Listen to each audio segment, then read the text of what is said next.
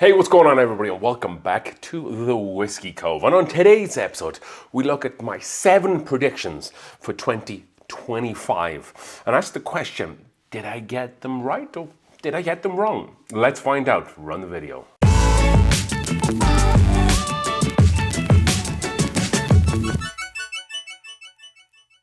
All right then folks, thank you for joining us for another new and exciting episode here on the Whiskey Cove. And we have right in front of us the trusty laptop because we are going to be reacting to our 2025 prediction video and kind of take a trip back in time to see what we got right and what we got wrong. And then in the next week or two, there'll be a new video being released called the predictions for 2026.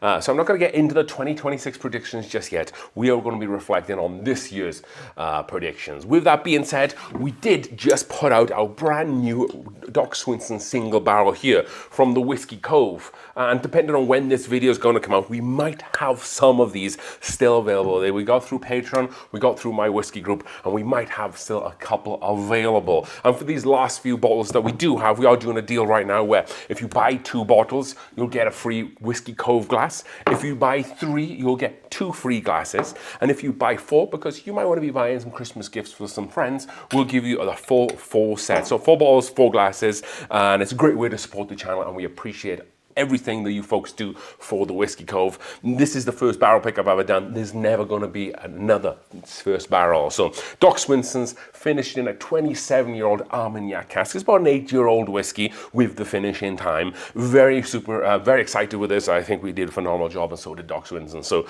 this QR code is on the screen right now. Go over and get yourself some. With that being said, let's play some of the video here so then we can kind of respond to what some of the predictions are. All right then folks, thank you for joining us for another new and very exciting episode here on the Whiskey Cove, where I'm going to be talking a little bit about some market trends, some stuff that I believe might happen this year. We're going to try to do this maybe once a year, and maybe at the end of the year we'll do another video to look back at how right or wrong that I was. So I'm sticking my neck on the line here, but yeah, it's just a little bit of fun. So with that being said, number 1 is going to be, I believe that Wild Turkey Rare Breed, the non-chill filtered, this bottle, or now they've changed to a new packaging, which is this bottle, will be a massive hit this year.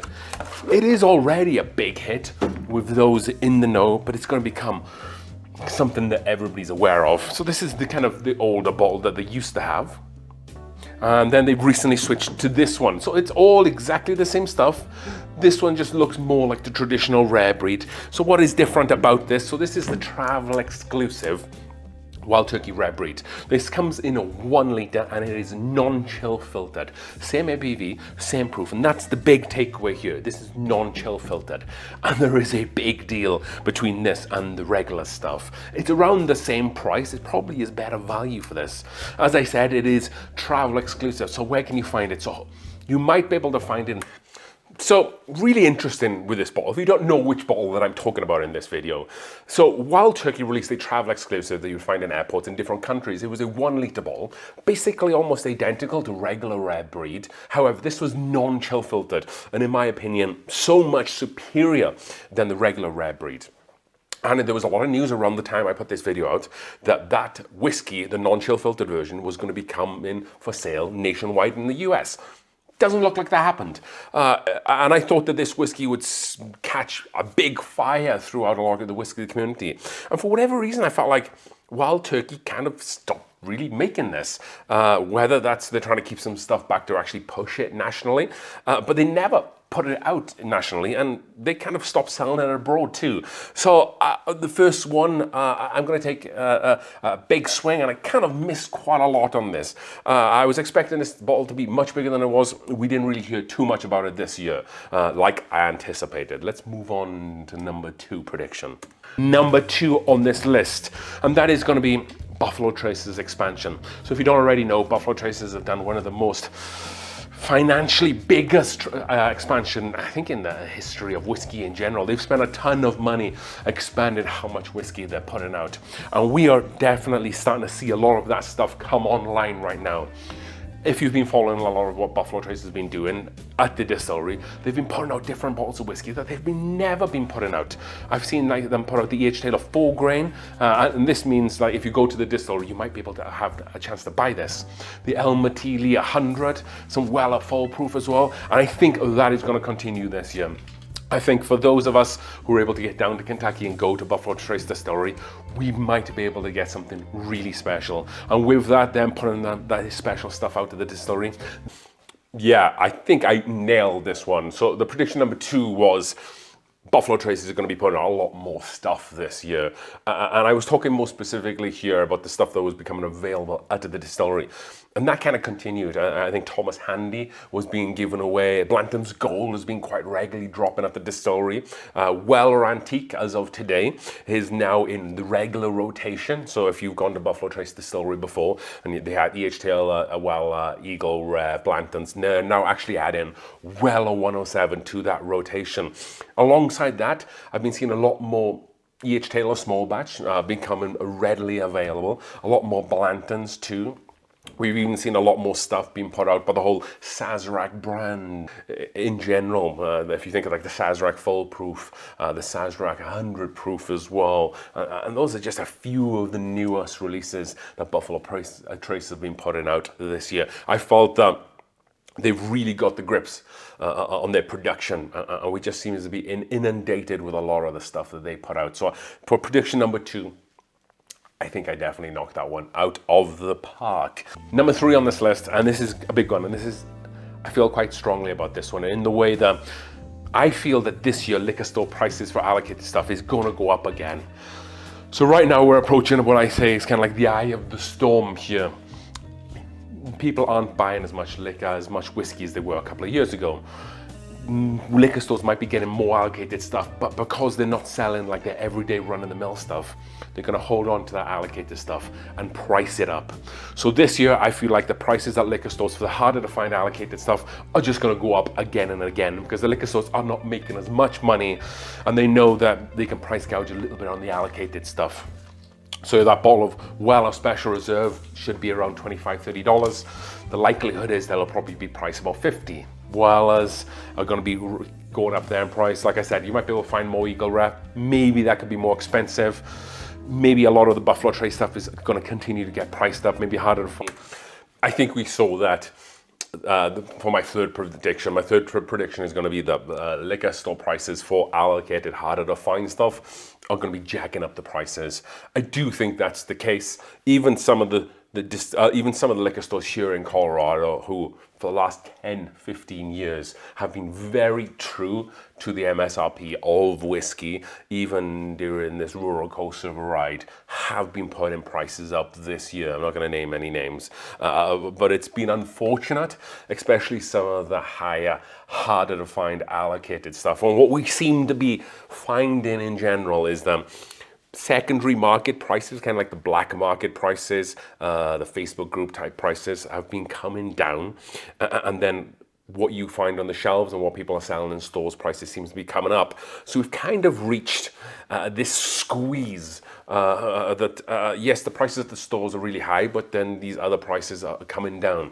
and I think that's the market adjusting purposefully to really weed out flippers in general. I don't think you can really flip that much whiskey anymore. But yes, of course, you know, there's a time and a place for the B-Tack and a Pappy. That's always probably going to make money.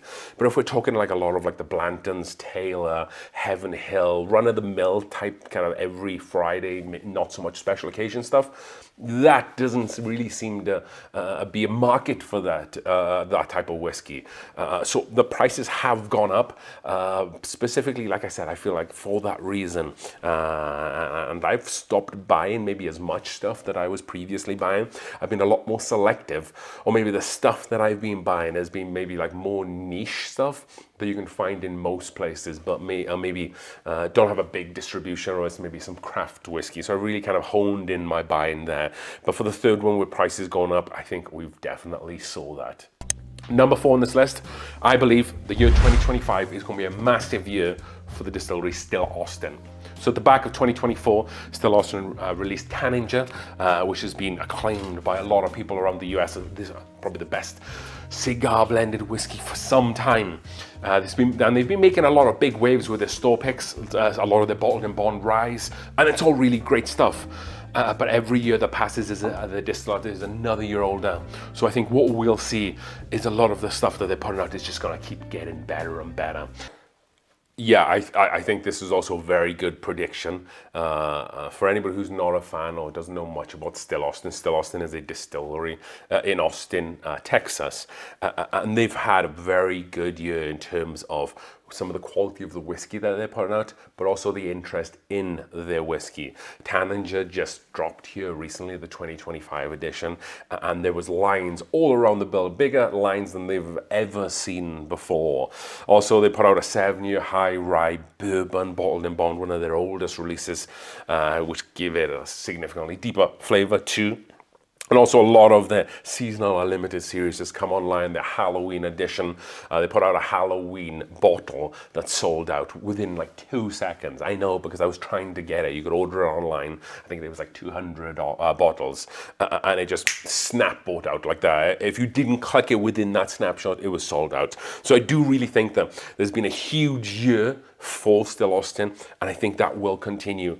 In an industry that's potentially going the other way, Still Austin is definitely a distillery on the up, and they do make some incredible whiskey. If you haven't tried some of Still Austin stuff, today it is better than it's ever been before because a lot of their own stuff is coming online now because they've always been grained to glass. Well, when they first started out, there was maybe some more youthful stuff. Now that they've been around quite a while, and again, you know, the 6-year bottled and bond red corn bourbon that came out is an example of that. Number 5 on this list, and that is people are just going to stop paying thousands of dollars for whiskey. What do I mean by that? So at the back end of 2024, I started seeing bottles of whiskey that I'd never thought that I would see in my lifetime.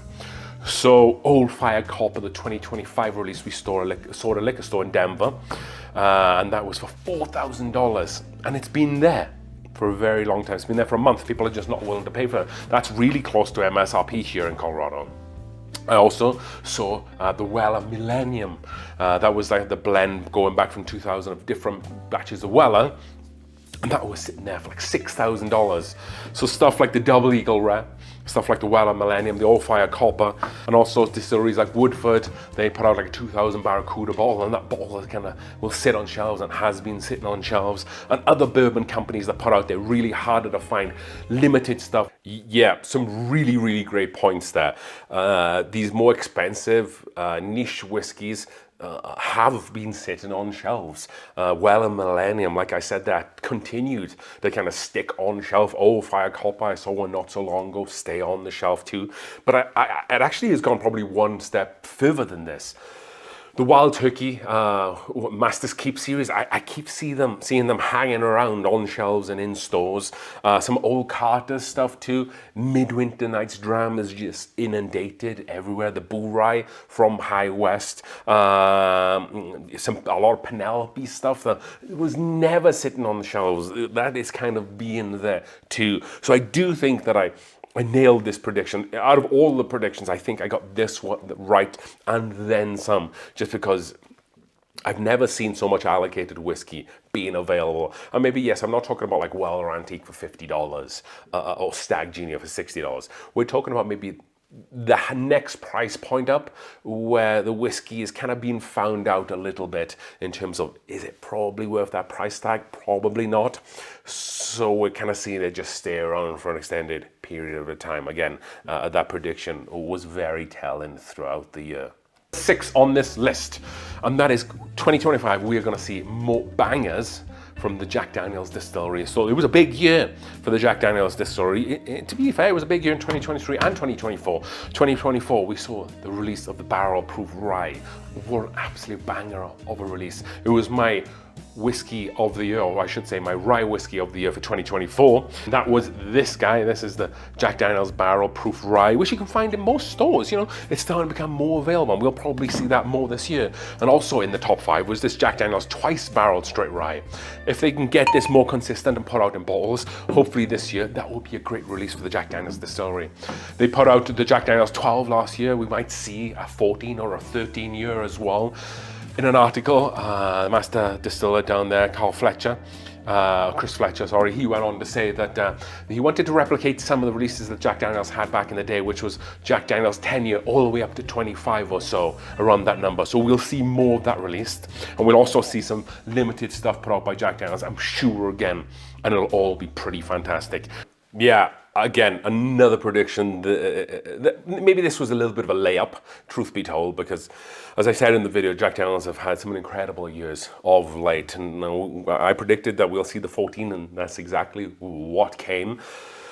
We didn't see the 13, but we saw the 14. We also saw the Jack Daniel's Tanyard as well, that new kind of barrel-proof rye version of like the Coy Hill stuff that they were putting out. We saw the Jack Daniel's Heritage Barrel. That was really big throughout the year with this like toasted whiskey too. And the Jack Daniel's Barrel Proof Rye still continued to be an amazing whiskey because it is exactly that. Yeah, what a great year for Jack Daniel's. They're able to churn out really great whiskey and for reasonable prices. Yes, we saw a kick up in price of the 14, but I think that was kind of in line with the age of the product. I wasn't able to get my hands on the 14-year-old Jack Daniel's, but I had as big a craze going for as any bottle that I kind of saw this year. So Jack Daniel's nailed it this year, and I think this prediction was pretty good too. And then lastly, and maybe finishing on a little bit of a grim note here, in 2025, I think we will see a medium or so distillery close its doors. I don't like to say that, but there's a lot of kind of mid-sized distilleries that people aren't buying the whiskey from as much. I could name some names here of people who I think, but just I don't think necessarily these distilleries, but about this level is what I'm talking about. I'm talking about something like High West, Smoke Wagon, maybe like a Wyoming whiskey. I'm not saying those will close. I really like those distilleries, but I'm saying about that sort of level of distillery. I think that maybe one or two of them might have overstretched, and I must preference this again. Not those three, but something around that level, or potentially maybe it was one of those three. Yeah, this was kind of true in a way. No really bigger distillery shut down. There was a couple that did close, but they were more regional distilleries, stuff like, I wrote them down here, the Black Button Distillery from Rochester, New York. They would do the Empire Rye, the Cask Strength Bourbon, which was their limited release. We also saw the Devil's River Distillery in San Antonio, Texas close. They're known for the Devil's River brand. And then third, House Spirits Distillery from Portland, Oregon. This is probably one of the bigger ones to shut down, and that was because they put out the brands Westwood. You might be familiar with Westwood. They're really big into the single malts, the American single malt, the Cask Strength, and their Milestone series as well. So that was a bit of a shock that they were able to, they closed down. And a couple of other funky things happened. Old Elk in Fort Collins, Colorado, they were bought out. I think they weren't necessarily doing so well. We also saw the Balcones and Dickel pause some production of their whiskey as they kind of had already produced enough, or maybe they were potentially selling as much as they wanted to. And they also saw Uncle Nearest were having some financial issues too. I think that they might have been pretty close to filing for bankruptcy, or did end up doing that. But in terms of shutting down, I would say probably Westwood was the biggest one. Would that happen again this year? We'll wait to kind of see what happens in my next prediction video. But I think I probably got this somewhat wrong. I was just expecting maybe a bigger player to close down. Maybe someone, like I said in the video, like a Smoke Wagon, someone like Uncle Nearest, something of that size. Not specifically those, but something of that size. And we just didn't really see that outside of the Westwood whiskey brand. So there you have it, folks. 7 predictions that I made for 2025. I would say all in all, I think I was pretty on track with most of them.